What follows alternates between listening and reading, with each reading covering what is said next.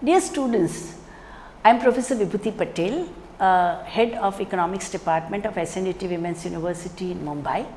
Today we are going to discuss our paper 4, that is Women and Economics, and module 7, which is on Feminist Economics. Feminism, as you know, is a collective or individual endeavor of women or those who are concerned about women's betterment.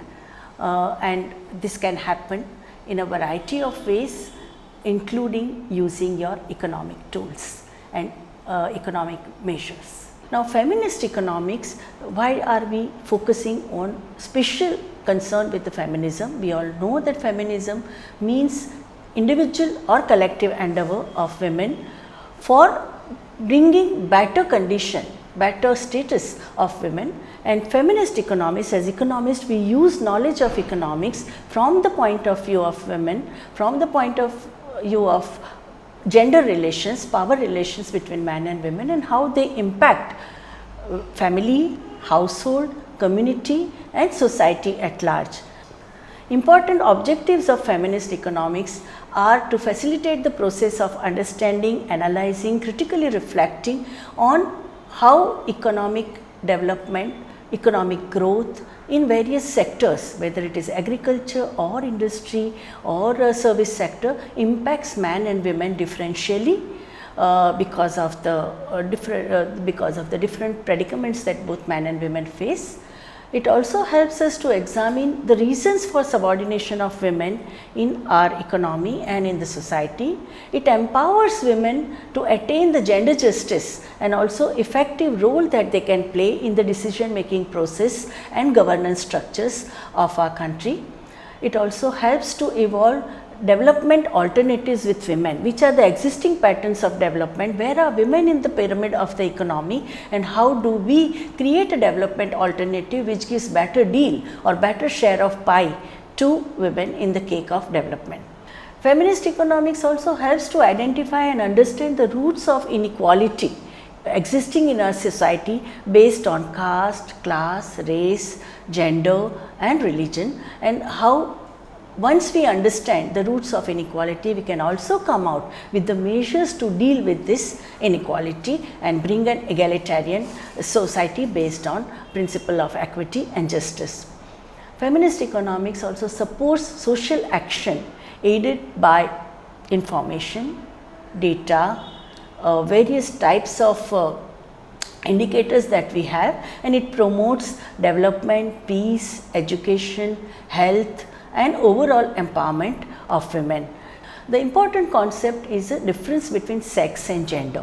Sex is a biological difference between man and women, while the gender is a social construct, the kind of social values, code of conduct, do's and don'ts, what is good for man and what is good for women, how should girl behave, how should be the good boy, this kind of differences that we give right from the birth till the end. So, from womb to tomb, in whole life cycle of man and women, they are given different attributes, social values, that is very, very important. A feminist scholar, Simone de Beauvoir, said woman is not born, she is made. So, this is what signifies what is the role. Another very important concept we have in feminist economics is oppression versus exploitation. Anything which is an economic connotation has exploitation, while any form of injustice, degradation, subjugation, subordination is called oppression. Third very crucial concept in feminist economics is socialization. What kind of values, what kind of code of conduct, what kind of do's and don'ts our family gives us or society or kinship relation, media, education institution, they all play very important role in socialization. Social construction is also a very important analytical category in feminist economics, because this kind of a social construction that is given by the patriarchal value system through media, family, religion, state, legislative policies, they define what kind of autonomy versus control that we will face in our life. And this is not God given, we have created it, human society has created it. So we can also deconstruct, and deconstruction becomes a very important tool to understand unequal power relationship, and then we can reconstruct new power relations based on equality and justice. Other very important concepts in feminist economics are matriarchy. Matriarchy is a system of organization of society which is based on female principle, where the laws of inheritance and the lineage are from mother to daughter. Property rights are from mother to daughter.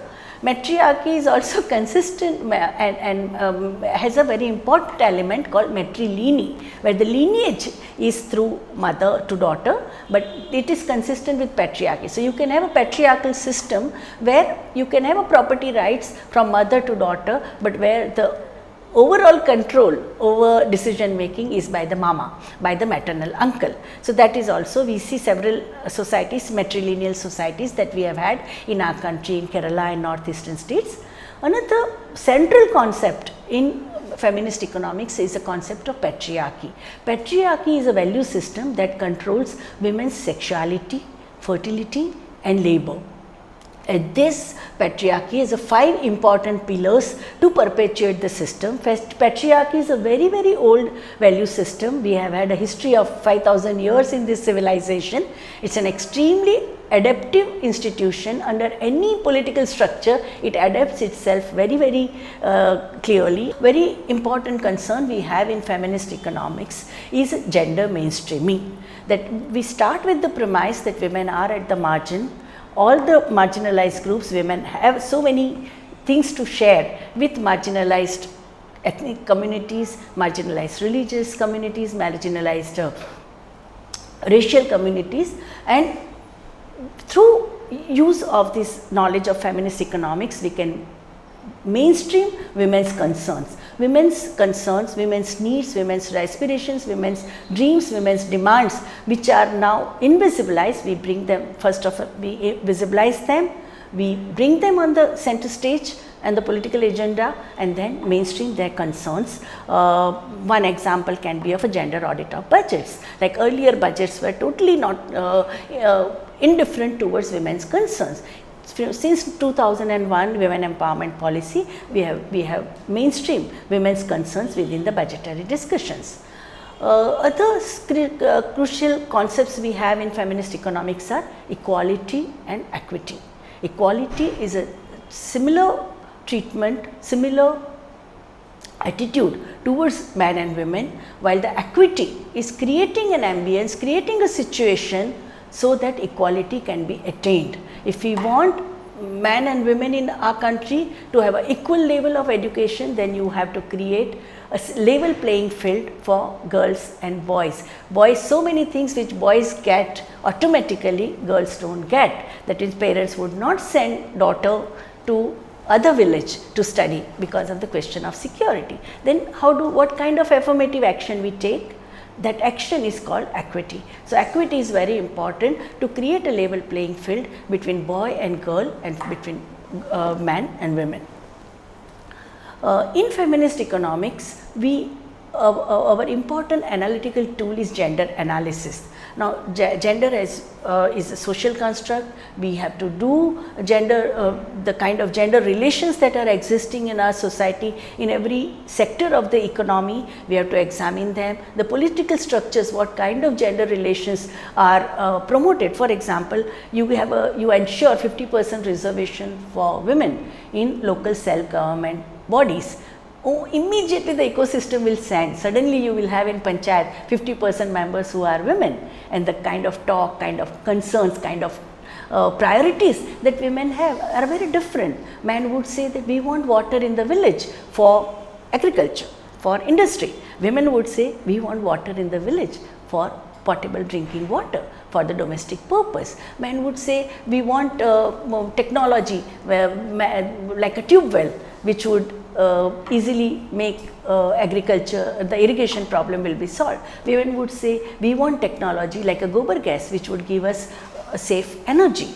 So this kind of gender relations, they are very important and they are determined by the socio-political, cultural, educational reality. So gender sensitivity and gender awareness can be cultivated by conscious effort of training and mentoring citizens, boys and girls, and it has to be, once the gender sensitivity comes, the way you look at the reality from the prism of how it's going to impact men and women differentially, and it's very, very important to bring any change in the society. Gender equity provides a level playing field to men and women so that they can have a fair chance of self-development and equal kind of outcomes, because if you invest in education for both men and women in Sarva Shiksha Abhiyan, but girls are just not allowed by parents to go to school, then in spite of creating a school infrastructure and allocating money, you won't achieve anything. So gender sensitivity becomes very important, making parents aware that why it is important, and we can also finding a solution that instead of sending an individual girl, you send a cluster of girls so that they feel safe. So many states have created cycle scheme that girls can go in a cycle, all of them can travel together to the next village where they have high school. Another very, very important concern we have in feminist economics is a women empowerment. We all know how the process, the word terminology empowerment was evolved in the 70s. Ivan Illich and Paulo Freire, two Latin American teachers who coined this term empowerment, is about understanding and realization about subordination status, that why are we subordinate? What are the roots of injustice or subordination or subjugation that we are facing? And once we identify the roots, we also collectively arrive at a situation to create alternative, to fight against this subordination, make a conscious effort to change the reality, and this whole process is called empowerment. Another very important category that we have in gender economics is about gender roles, that are gender roles given to us by nature, that a woman has to be a homemaker and man have to be the breadwinner. No, these are created, socially constructed, and these gender roles differ in different societies, different countries. At a different stage of history, you have a different role. In feminist economics, we focus on gender-based division of labor. Like in all existing societies, you have a gender-based division of labor based on age, based on kind of economic activity. So if you are in the agricultural activity, where household subsistence sector, where household is the main center of economic activity, children would be, say, grazing the animals, or elderly people would be sitting and cutting vegetables, or young able-bodied man would do the agricultural task, women would be doing, say, other agriculture related work. So this kind of a division of labor has always existed in most of the economic society, most of the societies, and that gender-based division of labor changes according to the needs of the society. For example, at the time of war, First and Second World War, when men were at the frontier, most of the young able-bodied men were fighting the war. It was women who managed the economy. So immediately the dress code changed. Instead of a long Victorian robe, women started wearing jeans and shirt with so many pockets, so that in one pocket you have your sandwiches, other pocket you have your tools, third pocket you have your baby's bottle, where your baby is stuck in the snuggly, either at the back or in the front. So at that time, women were in all sectors of the economy, right from engine driver to pilot to working in the manufacturing sector. When the war ended and so many human beings were killed, we had a baby boom. After every war, we have a baby boom. And the new kind of gender division of labor started, and the Mills and Boons stories became very popular, that women have to be the homemaker, they have to look after the babies, and men have to be the breadwinner. Once you have industrialization then male wages increase, we have agricultural mechanization, you have a blue revolution, you have a white revolution, you have a high yielding variety, green revolution, and in those areas where this kind of revolutions have taken place, women's work participation have reduced. So Haryana and Punjab are the classic example. It is not that women in Haryana and Punjab don't do any economic work, they do supervisory work, but women have been replaced by agricultural technologies. And then you have a third stage of this U-shaped curve phenomena, where these women who have been pulled out of economy because of mechanization, industrialization, automation, their daughters who are going to school, they are highly educated and they enter into service sector. So currently India is boasting of upward curve of service sector. If proper intake of food, nurture and care is given, then women are as productive as men, but their biological role of like that monthly menstruation and procreation, that also confines women for some time, and that also becomes the reason for gender-based division of labor. But say several myths about the gender-based division, that women can't touch the tools. So the whole thing about that women have to do nurturer's role and men have to manage science and technology. So that kind of prejudices also come because of this kind of understanding about the biological work that women have to do. Now, in the process of economic development, how has gender played very important role? And here in the pre-industrial society, the women had a central role in a household based production, whether it is of cooking, cleaning and caring, or collection of fuel, firewood, animal husbandry, women played a very important role. In subsistence agriculture also, when man's main concern in our cultural context, where the men would be the ploughing and they would do the sowing, remaining tasks of agrarian activities were left to women. And now we talk about the feminization of agriculture. With industrialization, increasing number of able-bodied men started migrating to the cities, because you need cash economy, you have to deal with the cash economy, men have to earn in cash. And that's why we saw that right from the colonial times, we have seen this whole flow of rural man coming to the urban cities to earn cash, while women would manage the agriculture.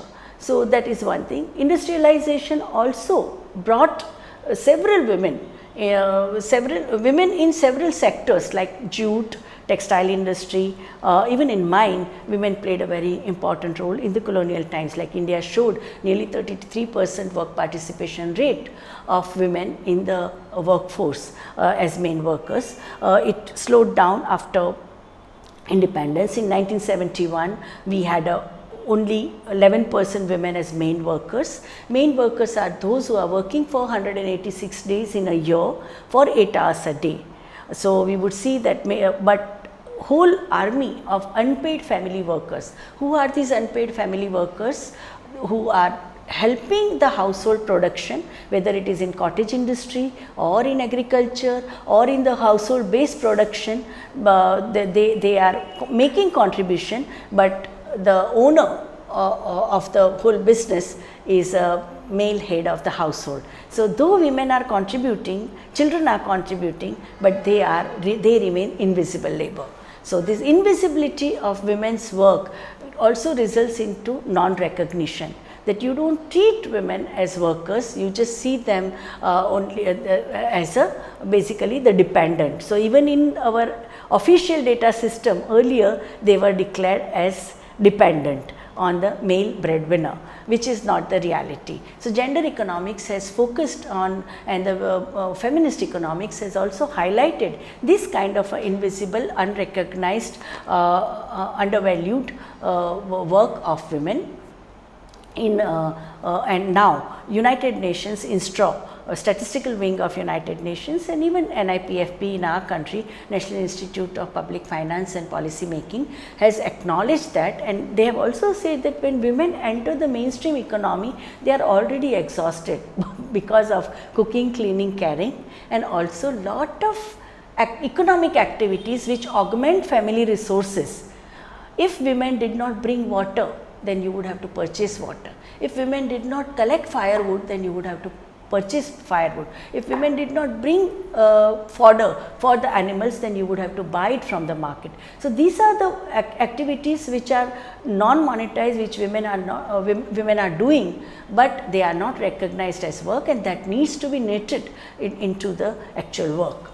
Women end up doing the least skilled work, monotonous work, extremely backbreaking work in an unorganized sector, because if you go by Arjun Sen Gupta committee report, like 80% of the unorganized workers in our country, they happen to be women, and they manage with 20 rupees per day.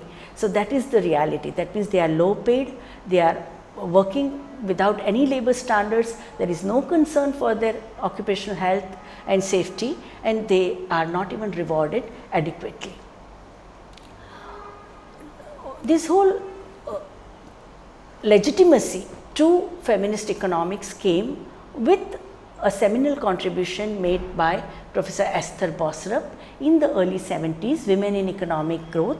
Esther Boserup was an anthropologist who wanted to understand African manhood, why African man had so many wives and so many children. She wanted to understand, was there anything special about African masculinity that African man was polygamous and they had so many children.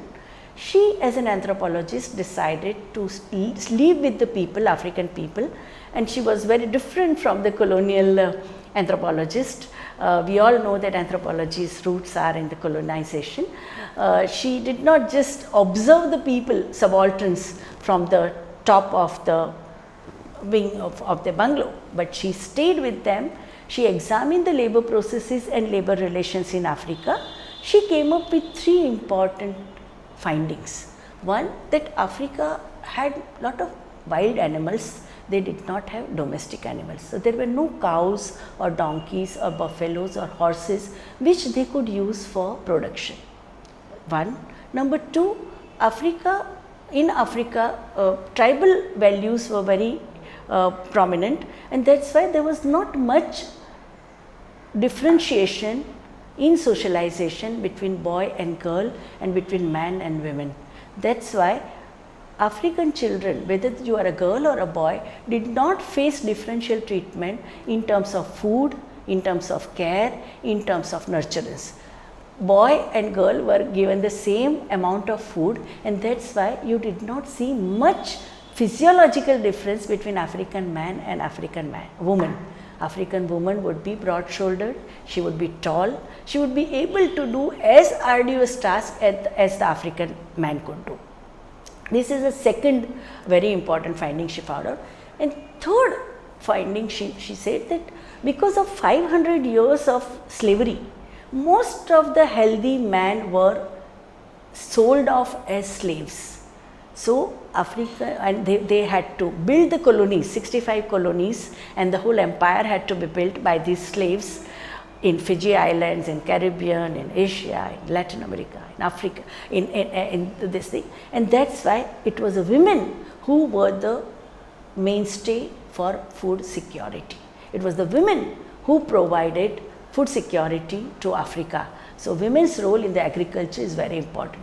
So the 3 important revelations of Towards Equality report were declining sex ratio, continuously declining sex ratio in the history of census of India from 1891 to 1971. Report came out in 74.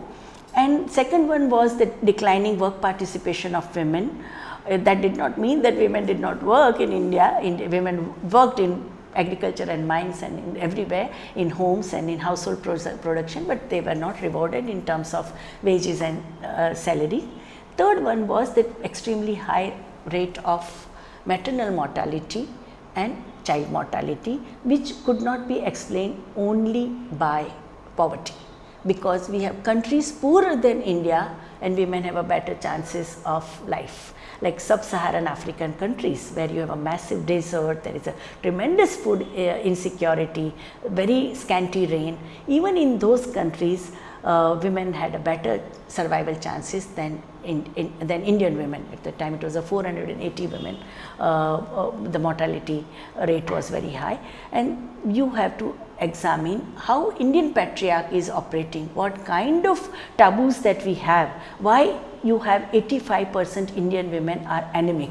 And anemia is not only poor person's disease, even in the middle class and upper class you come out with anemic women, and this is because women eat last, least and leftover. That is cultural. Okay, if in a society where man and women are given food at the same time, in the same proportion and same quality of food, then women will not have this kind of health problems. So nutrition becomes a very important concern. So with this towards equality report, so many ramifications took place. Economists, sociologists, anthropologists, political scientists, decision makers, all of them started focusing on women's concern. Earlier there was a complacency that in the post-independence India, Indian women had no problem. First of all, India had so many, India has a goddess worshipping culture. Indian women in the post-independence period have enjoyed constitutional equality and they have a very good status, but the Towards Equality report shattered this myth, and in 1975 India also signed the charter, UN Charter on Equality, Development and Peace. When we talked about the equality, it is not only constitutional guarantee which Article 14, 15 and 16 ensure, but also the equality in each and every sector of the economy, and for that special measures, special schemes and programs had to be evolved. Planning Commission decided to have a separate chapter. Earlier women's concerns were reflected in social welfare, chapter on social welfare, or with the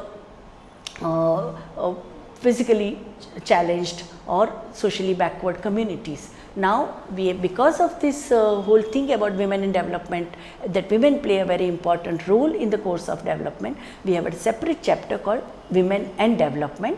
Development was defined as the earlier mainstream definition of development in economics has been modernization, industrialization, mechanization, automation, green revolution, white revolution. From that we say that when we talk about women in development, the development indicators of development would be employment, health and education. So Planning Commission also from 1975 we see a shift, it is called paradigm shift in understanding of development. Human development approach was adopted, and this kind of investment in human development is not a charity, but it is a fundamental necessity of growth of the country. That realization also came. 6th five-year plan onward, we see that the attitude of the planners, policy makers started changing. Towards Equality report also recommended that more financial allocation had to be given. Government of India came up with a Women and Child Development Department within Ministry of Human Development, Human Resource Development, and later on by 2006 we had a separate Ministry of Women and Development of our country, and so many other important ramifications also we had. Now in feminist economics we are dealing with the market. Okay, market is segmented, whether it is a product market or labor market or factor market, you have a differential stakes form of man and women. What kind of entitlements man get in the product market or a labor market or a factor market are very different from women, and that is why we have to accept that market is differential, market is segmented, it is layered, and that there also we need affirmative action for empowerment of women, so that they can negotiate the markets which are very harsh, because markets can be extremely harsh, because you have a goat and tiger operating in the same market. Okay, so tiger's interest is to eat up the goat, and goat's interest is to save herself and protect herself. So we can't just have laissez-faire. If you just say free for all kind of a situation, then women are not going to get anything. So, feminist economics talks about affirmative action, supportive system, legislative protective legislation, special measures, special budgetary allocation, special reservation policies for women, so that they can get better equipped to deal with the market, whether it is a Skill India mission or whether it is a educational this thing, because most of the time we see women getting segregated into arts and commerce. When it comes to professional courses, and most of the professional courses are also, they charge heavy fees, they are also privatized. So, in that women are not found much. Parents do not invest in daughters because daughters are treated as a pariah then, or it is someone else's property, and they would say that investing in daughters' education is equated with watering neighbor's plant. Okay, that is also the understanding, and that is why the state has to pitch in. What parents are not doing, state has to pitch in, and that is why several state governments give free education to girls from UG to PG. Okay. In universities like ours, SNDT Women's Universities, get created and supported because of this kind of a special needs that we have. Another efforts, these are the efforts made by the state, but it is not only the state which is doing all this kind of affirmative action, but you also have a people's organization, citizens group, women's studies center, and development oriented organization, women's networks, which are existing locally, nationally, regionally and internationally, who are also striving to give a alternative perspective. And that alternative perspective called DAWN, Development Alternative with Women Network, that is also very important. So, initiative from top and pressure from below, they have played very important role in changing economic governance. Neoclassical approach is critiqued by feminist economics, and institutional approach is supported because institutional approach takes into consideration complex socio-political cultural reality and the differentiation based on caste, class, race, ethnicity, religion and gender. Thank you.